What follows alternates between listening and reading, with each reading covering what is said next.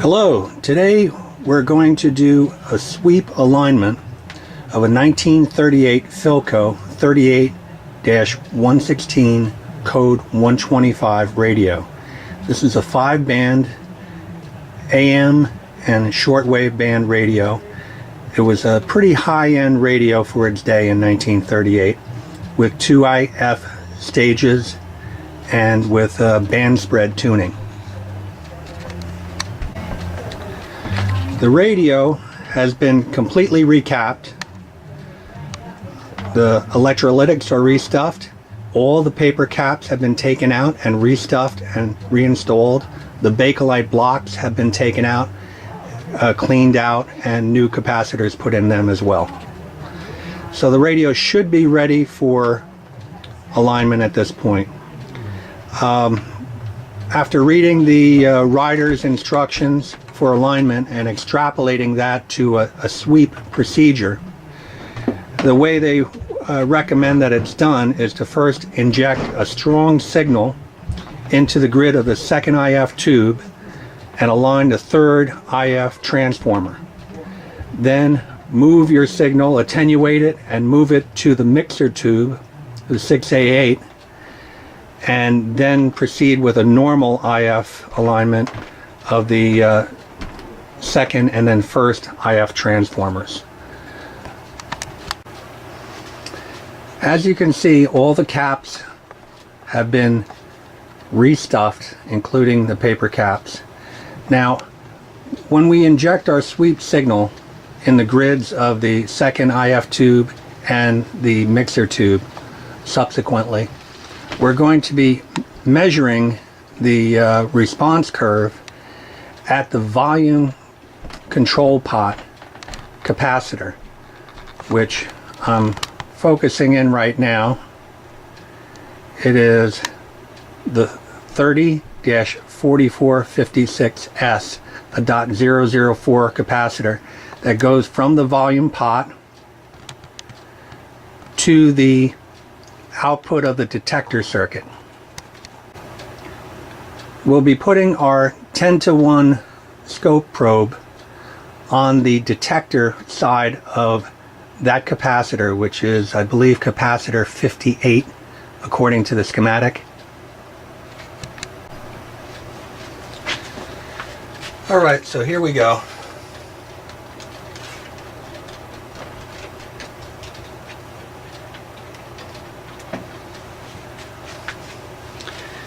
Now, for this alignment procedure, we're going to be using 3 different types of lab-grade HP generators and 2 different types of oscilloscopes.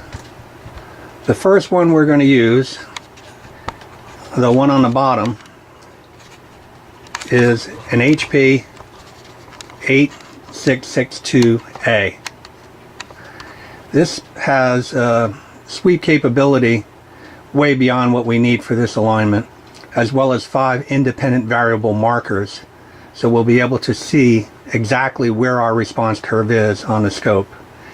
And we'll be using that in conjunction with a LaCroix 9400A digital scope, and we'll be using the smoothing function on that to clean up our response curve so we have a nice clean looking response curve.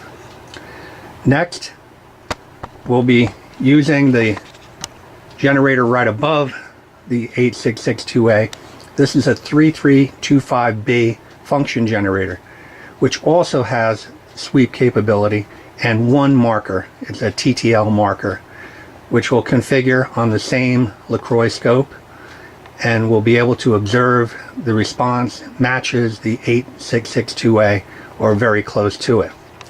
Lastly, we'll be using the HP 8601A RF and sweep generator in combination with its marker generator, the 8600A, which provides 5 independent variable markers as well. Now, this is an analog setup, so we'll be using that. We don't have to, but we'll be using that with this Tektronix 475 scope, and what we'll do is warm up the radio, warm up our test equipment, and then we'll get to it. Okay, the radio and the test equipment has been warming up for about 45 minutes. So everything should be stable and ready to go.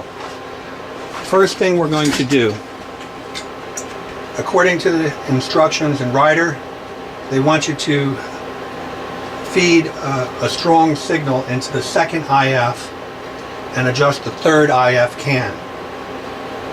I think the reason for the strong signal is because you have so little gain from the one tube. So I have my HP 8662A sweeping from 440 kHz to 500 kHz with 5 markers spaced 2 kHz apart, center one being 470, our intermediate frequency, and I'm feeding it in at a neg 13. So let's put that on there and see what kind of response we get.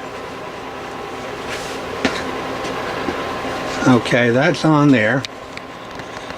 Now let's focus in on that.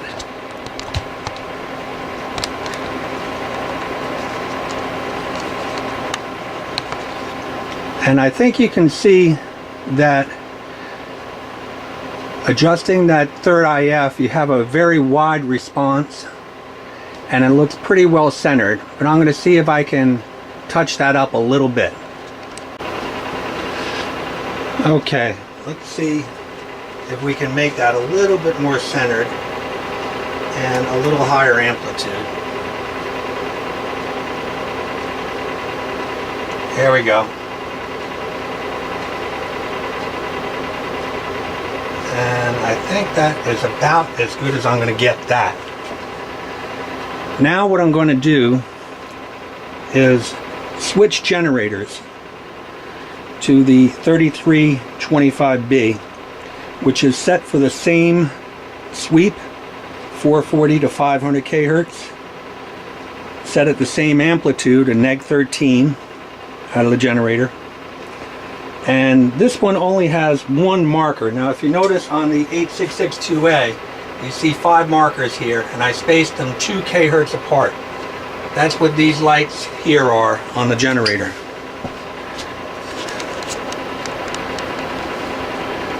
Those lights right there are the 5 markers, and there's a sweep and there's the amplitude. So let's go back to our picture.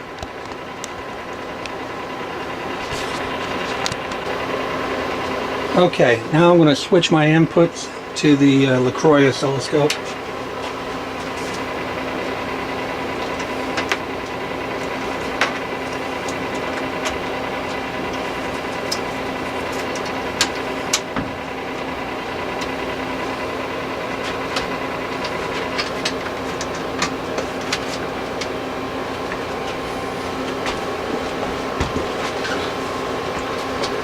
Okay, right now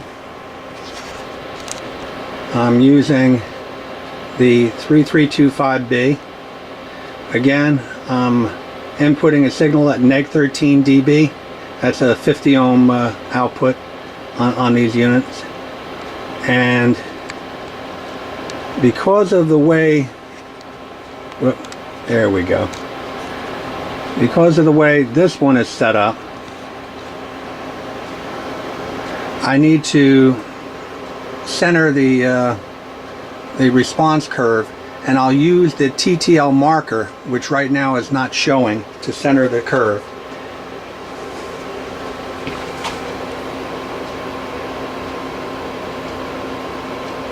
Okay, there's my TTL marker. Now the way this marker works on this generator is it goes negative at the marker frequency and stays negative for the rest of the sweep. So to center this marker, I want you to see the whole marker there. That's why I'm playing with it. Okay, center this marker. I'll put a little delay on the scope. And when I bring that marker to the center graticule on the scope, that's exactly 470 kHz. So notice the similarity between the response curve generated from the 3325B and from the 8662A. The response curve is about the same amplitude. It's centered where it should be. So now we're going to try one more setup.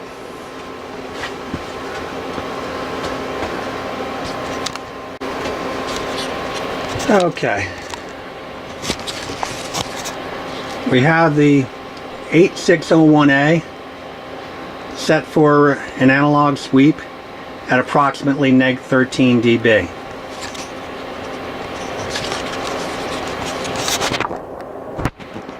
We have the marker generator, center marker, set for about 470, and I spaced the other 5 markers 2 kHz apart. Now this is the response curve on here. This is a little tough to see. Let's see if I can get it focused in there. Okay, now if you notice, there's a bright blip right in the center of the screen. That blip is the 470 kHz marker, which is the one that I have pressed in. With this 8600A marker generator, whichever button for a marker you press in is the brightest blip. Alright, now I'm just going to light up a couple of the other markers so you can see the difference of what I'm talking about.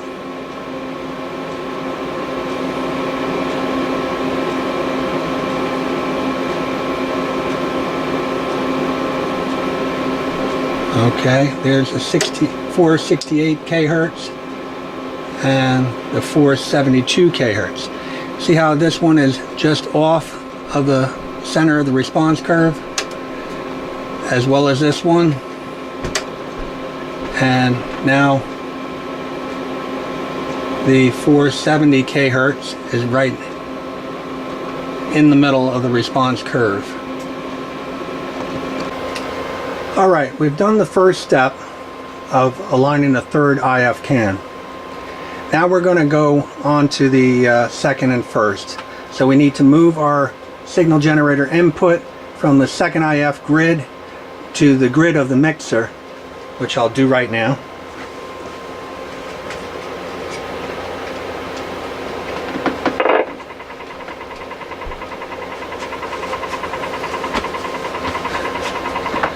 Okay, now I've lowered the gain on the 8662A and the 3325A and the 8601A to about neg 55. So let's go and take a look at what our response looks like now. It's much sharper. And again, I have my markers. That's an amplitude marker at the top that you see. I'll raise it up a little bit so that you don't see all that hash. And they're set about 2 kHz apart. But what I think I'm going to do is narrow the sweep so that we have a nice wider looking response to adjust. So first I'll adjust the height of my marker. Okay, that's a little less annoying. And now I'll change my sweep start frequency to 460 kHz and my sweep stop to 480 kHz. Okay. Now as you can see, that widened the response considerably. Gives us a nicer response curve to adjust to. Alright, so now I'm going to adjust the second IF and the first IF cans for the best symmetry of the response curve and the most amplitude. And then once again, if you look at the markers at the top,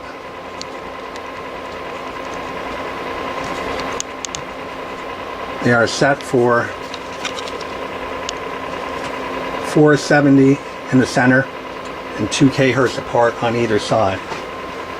So let's see what happens as I adjust it a little bit.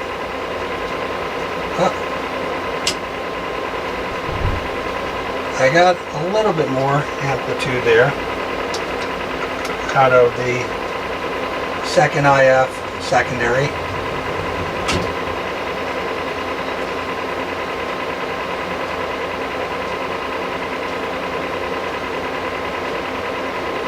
I think I'll leave that second IF primary right where it was.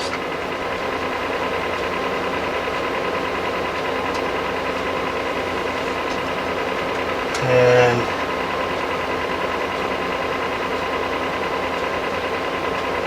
yeah, I'm losing a little amplitude.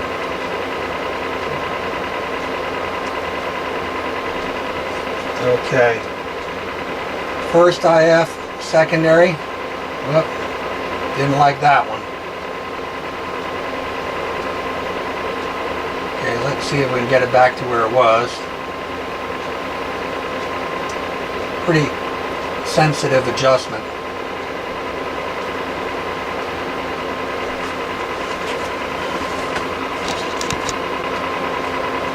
Okay, I tweaked the second IF can and the first IF can to get the best symmetry and amplitude out of the signal.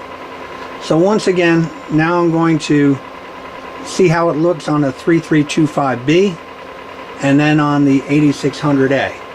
So for now I'll just leave it on the oscilloscope, and I'm going to switch my inputs.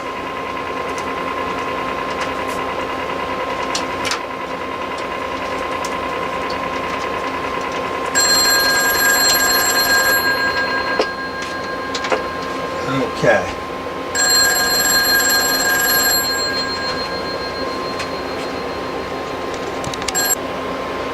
Okay, once again I've switched to the 3325B, and I need to center my marker on the center graticule.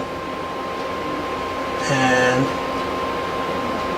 if you notice, this response is much tighter because I didn't adjust this start and stop freq yet. So here we'll make it 460 kHz start and 480 kHz stop. Okay, now it looks the same as the 8662A response curve. Again, about the same amplitude because I'm inputting the same amplitude signal, a neg 55 dB. So they match, and they kind of back each other up. So now let's try the 8600A. Okay, now we have the 8601A and the 8600A marker combination set up on the Tektronix. My camera is having a hard time focusing in on the CRT for some reason, but you can see as it goes in and out of focus that it is centered in the scope.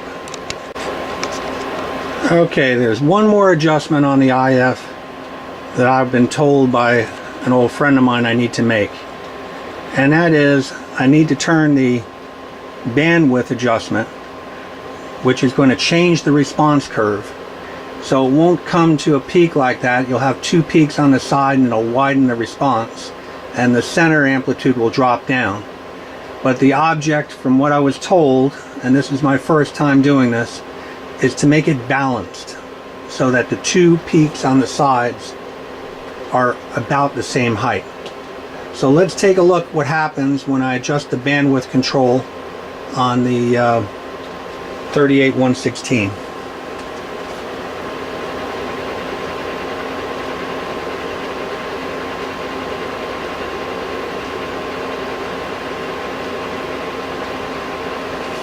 It's really not too bad. I'll try to tweak it a little bit. And this, you tweak the third IF was what I was told is the best one to tweak on this. Whoop, wrong way. I'm happy right there. So right now, when my band spread is looking for the widest pass that I can get, it's nice and balanced. Now let me go back to a narrow bandwidth, and it's nice and centered. And you can see my TTL marker in the center of the scope is right at 470. So now for the run test. Let's see how it sounds. Okay. Now going over to the radio, I removed my input, and I don't even have an antenna hooked to it, and I'm in my basement and I'm getting a station. It's WABC, a strong station in New York, but with no antenna. So let's watch what happens. Just waving my hand over. Because you get the astaxanthin, which is a powerful soluble antioxidant that gets into the brain. Not too bad. Now I have my test antenna, which I'll hook to it. I better turn down the volume a little bit. Damaged by your digestive juices. And the krill there attached to phosphatides, which has 3 or 4 different benefits that make krill a better choice.